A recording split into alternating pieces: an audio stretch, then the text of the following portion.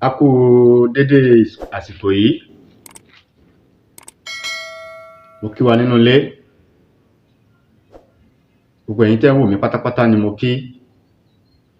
Mo kí ọmọdé, mo kí àgbàlagbà, mo kọ́kùnrin, mo kí obìnrin. Ojú tẹ́ fi ń wò mí, ojú náà ò ní fọ́. Etí tẹ́ fi ń gbọ́ mi, etí náà ò ní di. Níbikíbi tẹ́ bá ti ń wò mí káàkiri àgbáyé,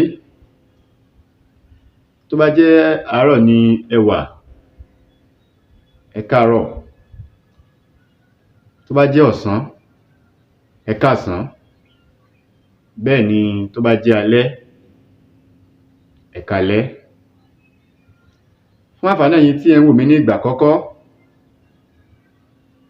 orúkọ ọmọ yín, àbúrò yín, olólùfẹ́ yín. Orúkọ mi náà ni Dr. Hafiz Abolade. Ojú tẹ́ fi ń wò mí, ojú náà ní fọ́. Ẹ ní rí ń gbé sọnù bí ò ṣe bí ọmọ. Ọdún yìí ń lọ sópin, ẹ̀mí wa ò ní lọ sópin. Nínú oṣù tá a wà yìí, aburú tó ń bẹ nínú oṣù yìí kò ní jẹ́ ìpín yín, kò ní jẹ́ ìpín mi náà. A dúpẹ́ lọ́wọ́ ẹ̀yin tí ẹ ti subscribe sórí channel wa yìí. Owó ò ní tán lọ́wọ́ yín o. Ọlọ́run máa bò yín láṣìírí. Bí tẹ́ ti mówó náà, ìlọ́po ìlọ́po, àrísìkí, ọ̀tún ọ̀tún oore, Ọlọ́run máa ṣe fún yín. Ẹ̀yin tí ẹ ti subscribe, ẹ má kàn máa wò wá lásán, ẹ bá wa subscribe. Ẹ mọ̀ pé kúṣẹ́ ló mú orí ẹni yá. Bá wa share fídíò yìí, bá wa like àwọn fídíò wa, ẹ comment lórí àwọn fídíò tí à ń ṣe. Owó tẹ́ fi máa ra data láti máa fi wò wá, Ọlọ́run ní fi wọ́n yín. Ọmọ yín ò sì ní kan ìsàlẹ̀ àpò. Ẹ gbìyànjú, ẹ bá wa subscribe. Ìdààmú ò ní kàn yín, tọmọtọmọ, tẹbí tará. Ọdún yìí ń lọ sópin, àtèmi àtẹ̀yin wọn ò ní gbé wa dìgbàdìgbà. Aláboyún wọn á bí wẹ́rẹ́. Àwọn tó ń bẹ lọ́hùn náà, Ọlọ́run á jogún ọmọ alálùbáríkà fún wọn. Oníṣẹ́ ọwọ́ á rèrè jẹ, oníṣẹ́ òwò á rèrè jẹ. Ẹni tó ń ṣèjọba nínú yín, ọkọ ọba, àdába, kò ní sẹ́nì kankan lẹ́sẹ̀. Kí ni mo mú wá fún wa lénìí?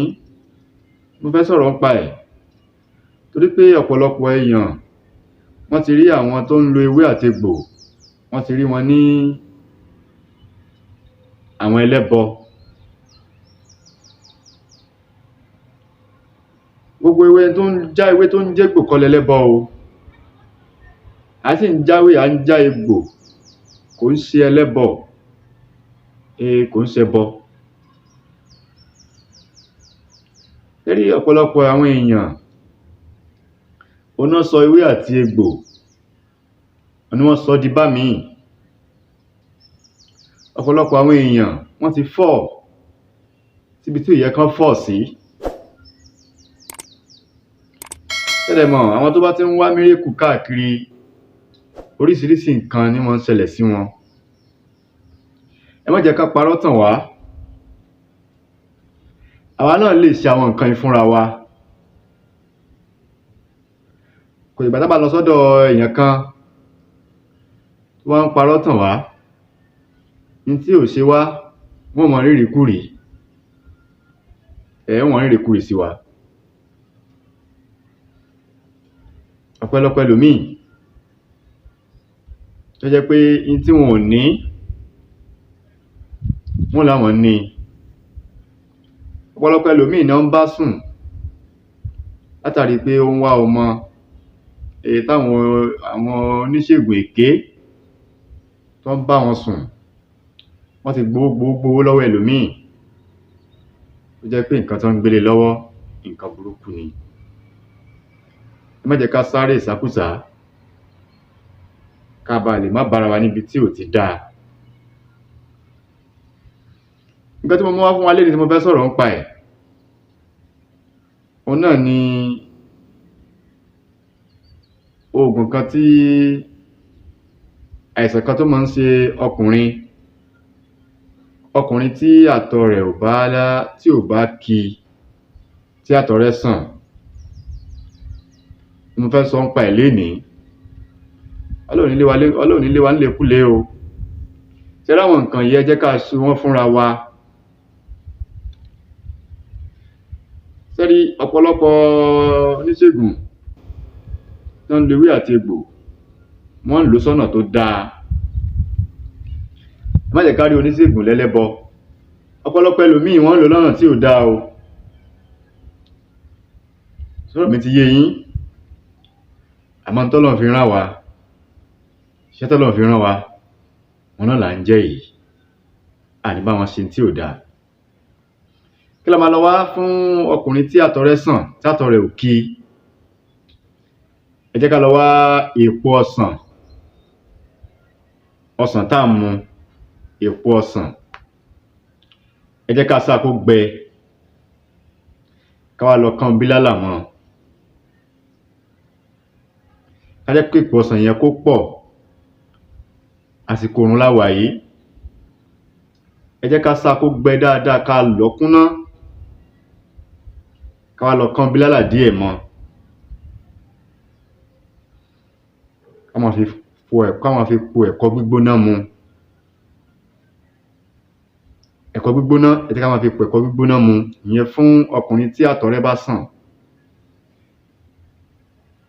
Ẹ mọ̀ pé àtọ̀ tó bá sàn, k'Ọlọ́run má jẹ́ ká máa ṣàṣedànù. Á kàn máa ṣe náà ni, kò ní dọmọ. Àtèmi àtẹ̀yin, ìwọ̀nba tó kù tọ́dún ó fi parí, á fọwọ́ wa gbáre wa. Àní bá wọn kúkú ọ̀wọ̀ọ̀wọ́. Ọdún tó ń bọ̀ níwájú yìí, á péjú ṣe é. Ṣé rí oògùn tí mo ṣàlàyé fún wa yìí kò jù báyẹn lọ. Tá a bá lo oògùn yìí dáadáa, ẹ jẹ́ ká padà sílé ìwòsàn, kán ṣàyẹ̀wò fún wa wò. Kí wọ́n ṣe àyẹ̀wò fún wa. N tá a fẹ́ k'Ọlọ́run ṣe, Ọlọ́run á ṣe é. Kò jù báyẹn lọ. Orúkọ mi ò yí padà. Orúkọ mi náà ni Dr. Hafiz Abolade. Ọdún tó ń bọ̀ níwájú yìí, á yàgò fún wa o. Ọdún yìí kò ní le koko mọ́ wa. Mo tá bá dáwọ́lé, á yọrí sí dáadáa. Ire o.